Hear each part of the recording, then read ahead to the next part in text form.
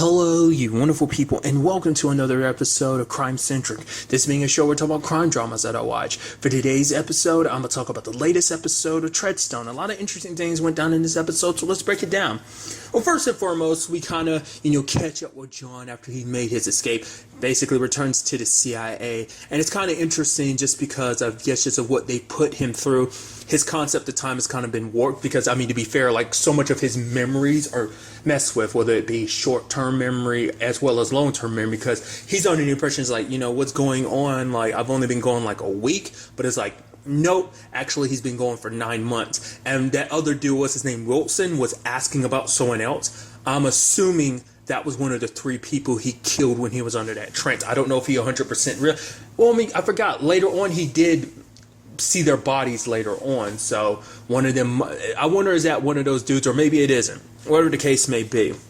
Because I'm sure he wouldn't want to be yeah, I killed him. Maybe he didn't realize he killed him. Maybe he didn't remember. Well, because he snapped out of the trance after he killed them. So that's why I'm wondering about that. But obviously he's explaining himself, but it's that thing of his bosses are well, you did talk about what they did to you, and you're explaining, it's like water, trying to grab water in your hand, trying to hold on to your memories and stuff like that. So it's yeah, they're kind of suspicious of him, which he, trying to clear his name, does a very suspicious thing of breaking out of the building. So that was interesting. Like I said, I like the fact is that we are going to be bouncing back and forth, like I said, literally through 4 different storylines, and I think that's kind of interesting. 3 present day and 1 in the past and stuff like that.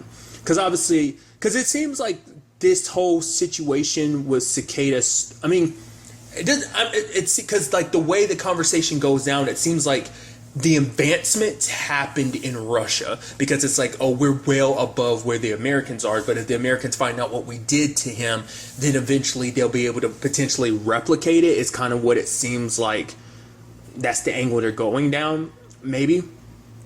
Which I think that whole situation, I'd say 4, but actually technically 5 if you want to think about it, because we're circling into the whole Russia angle present day, in particular Moscow. I thought that was kind of interesting because because obviously you see Petra getting yelled at by that dude Yuri, but it turns out they're actually a couple. But it's that thing of yeah, we have our thing, but you mess up again, I most likely will have to kill you, which she's kind of I'd expect no less. But and then there's that moment present day where she's calling a certain number, but it's oh, this is just a store now, this isn't that place, because it's supposed to be the place that she calls when it's hey, it's time, if there's any developments. And then it's oh no, this number, oh, you must be using an outdated number, this is to a women's store or something like that. I'm wow, that sucks. It's that situation of oh, the war is quote unquote over, but it's you were kind of left out there. They just kind of forgot all about you just because maybe they'd moved on to something else, and they're oh, that whole stiletto thing. Which begs the question, how long has she been sitting on that? Because obviously she talks about the fact is, in the past, she's she has a plan to get John back, but it's something that he won't see coming, nor anyone else. But it's obviously, we don't know how well or bad that went, because obviously there's a large gap of time they can play with, because that was in 73, we're present day 2019, so it's that's a lot of time they can fiddle with. So it's obviously her husband was at 100, which even that was even though it was probably a cover, she actually fell in love with him, which is interesting. Because you actually see her actually being remorseful, because she didn't want to have to kill him, but it's well, you stumbled across something you didn't have to. And now it kind of brings into question everything that you've done all these years of looking after this missile, killing your husband, might have all been for nothing, because it's you were never told oh, your mission is over. You've kept it up all these years, protecting this, being dedicated to your country, and it's almost your country forgot about you. I'm that's kind of a rough deal. Obviously she calls someone, it's oh, did you forget about it? It's kind of no. I was you totally did, because it's it seems because you didn't contact her with new information about like I said, I guess they just felt she's part of a dying era of just kind of the KGB, that era of the KGB is over, so it's that's the past, what is it? Espionage is on a different wavelength now, you know. So maybe that's potentially, like I said, it's just kind of like out with the old and just in with the new. But I don't know. I'm curious to kind of see where that storyline ends up taking us. Then there's everything with Doug coming back home. Obviously, he has memories of his training or whatever he was being put through. What was interesting is the fact is that he remembers kind of like they're like him and this other dude are chained to like cement blocks or whatever, and they're having a struggle. Like basically, I guess there's one key that will unlock both. Well, only one of them can get out of their lives. So obviously, seems like he's the one. He looks at his leg and sees that there are marks from the shackles. So it's like, no, that wasn't just a dream. That is real. And I think, you know, like I brought up, like he brought up last episode, and I kind of talked about was like the whole aspect of feeling like he's kind of lost his identity, that he just can't remember, you know, because it's like, who's me, you know, because you think you know who you are, but then in actuality there's something else deeper and darker that you're not quite sure about.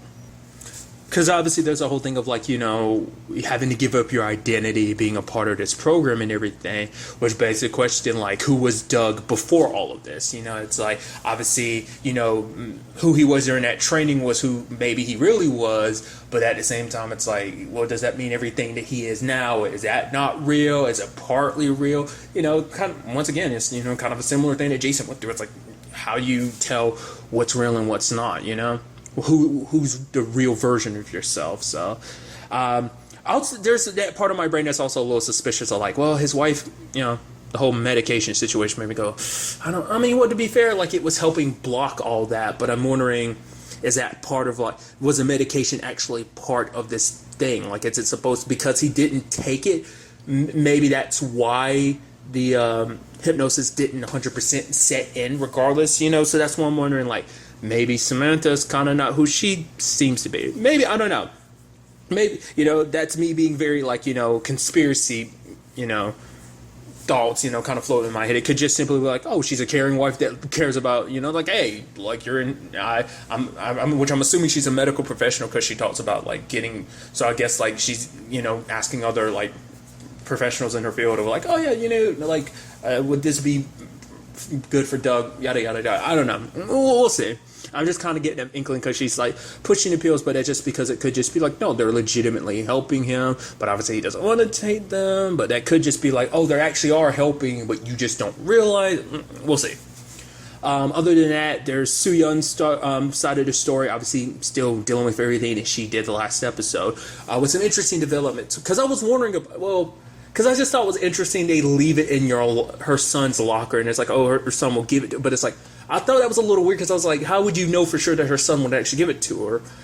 But it's like, no, he lied because he didn't want to get in, well, not just get in trouble. The man, like a guy gave it to him and was like, give it to your mom, and if you tell her where you got it from, I'll take you away from her. And now there's also this interesting, very complicated situation they're in because, like, she kind of throws it out there to her husband, like, hey, maybe we should, you know, move to the, you know, South. Maybe it's not as bad, which I'm just choking at it, be like South Korea most likely. And it's like, yeah, because obviously, like, the propaganda of North Korea is probably like, oh, South Korea, super bad. I think I missed the fact that I knew this was in Korea, but I think I missed the fact is it was specifically North Korea, which actually makes sense. Like, because, like, the fact is military generals just kind of showing up in your place like that, kind of just walking around like that. I feel like you wouldn't normally see that. So I'm like, it kind of makes sense, you know, retrospect. Like I said, it probably pointed out that it was North Korea, but maybe I just kind of missed that. But the fact is of like, oh yeah.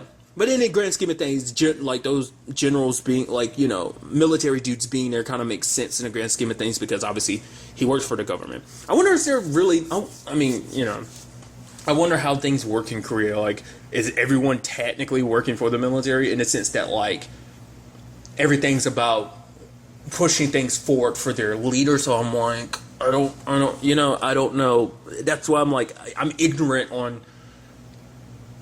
You hear, but like what I mean is the structure of like North Korea. I know it's kind of like a head honcho says what's up, and there's no say otherwise. It's like, this is the law, this is the lay of the lands, I make the rules, this is kind of, you basically submit to me type of thing. But like, other than that, like how the job systems and stuff like that work, or, I mean, he might just be in a position of like, like he's, because I would assume, because they seem like they're well off, which I know it's not the case for a lot of people in North Korea. So I'm assuming it's because he does have a military job that it's like, you're good. It's like, we've got a better life because I have a military job, because I have a job connected to the military. It turns out, in actuality, for one, he's the one that, her husband's the one that turned General Kwon in as a traitor.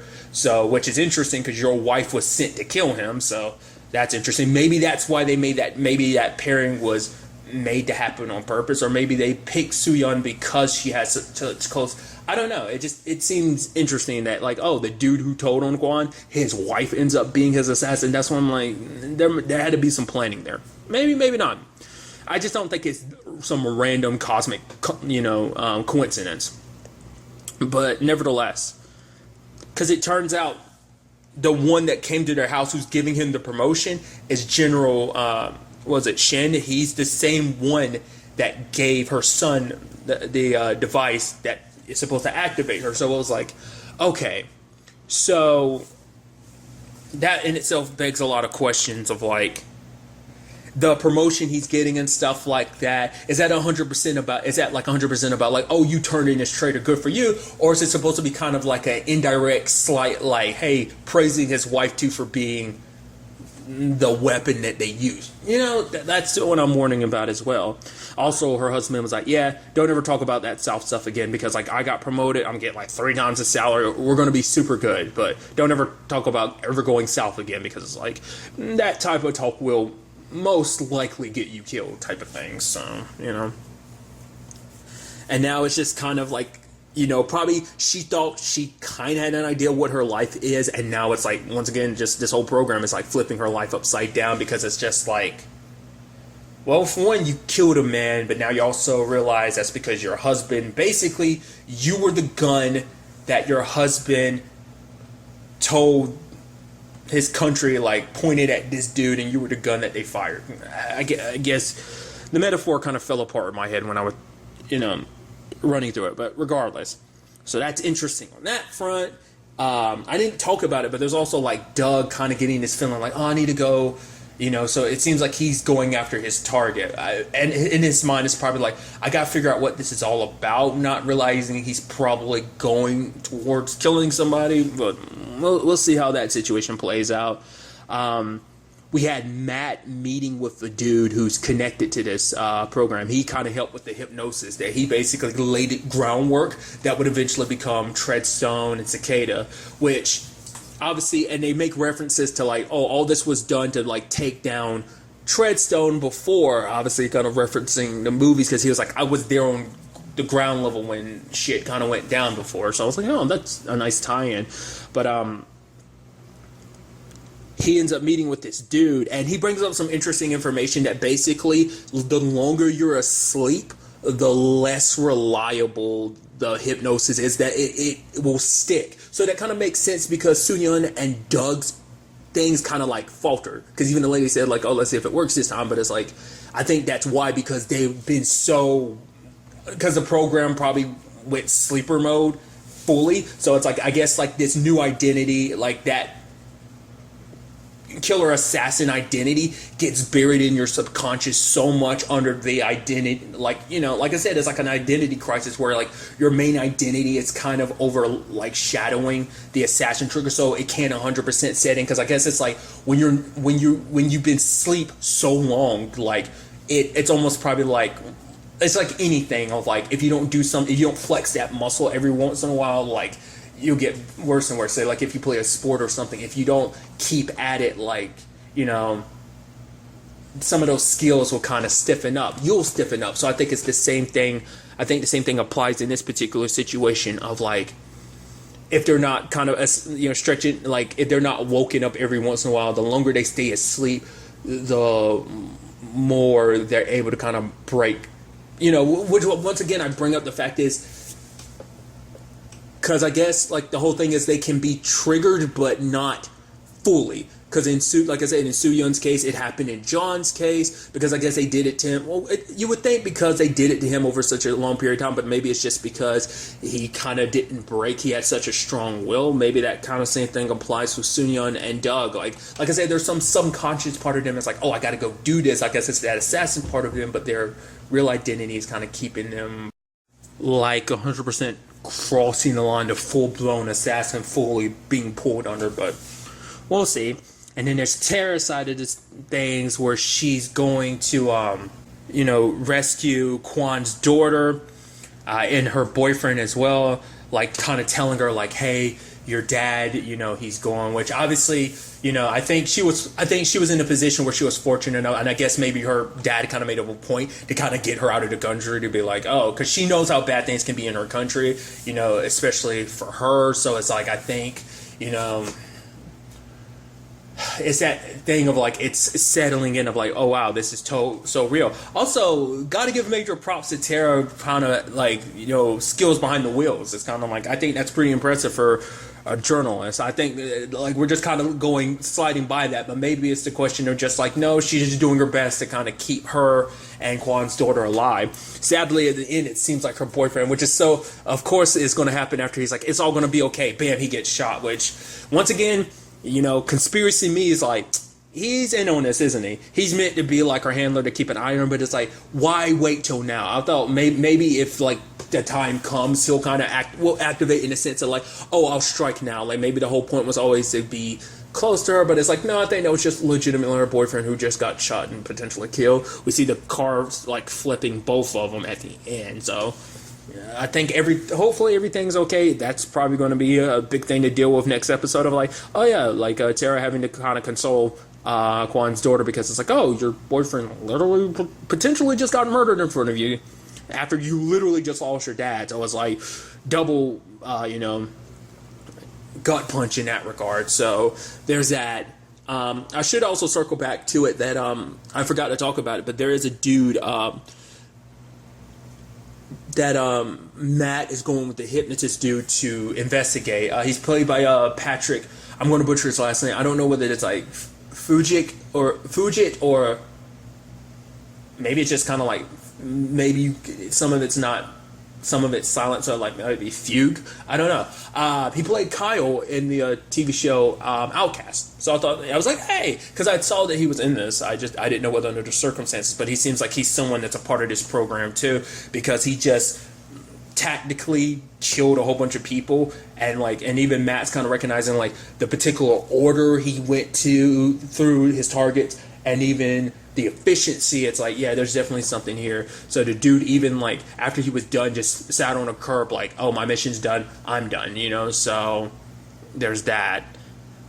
Which you would think if that was the case, but I guess maybe it's like, maybe he wasn't fully programmed to go beyond. Maybe it's like you had one, maybe there are smaller versions of like, oh, you're supposed to do this one thing and then shut down. I mean, maybe it's supposed to mean, I guess they're sacrificial pieces. Maybe they are fully, induced, but maybe it's a situation of, to make it seem so it isn't catch too much attention, to make it seem like some just random crazy person, they have the person get captured to it, and it's like, oh, I have no memory of what I did, so maybe that's the point that it's supposed to be making, I'd assume. But ultimately we'll ultimately have to wait and see where everything takes us going forward into the next episode.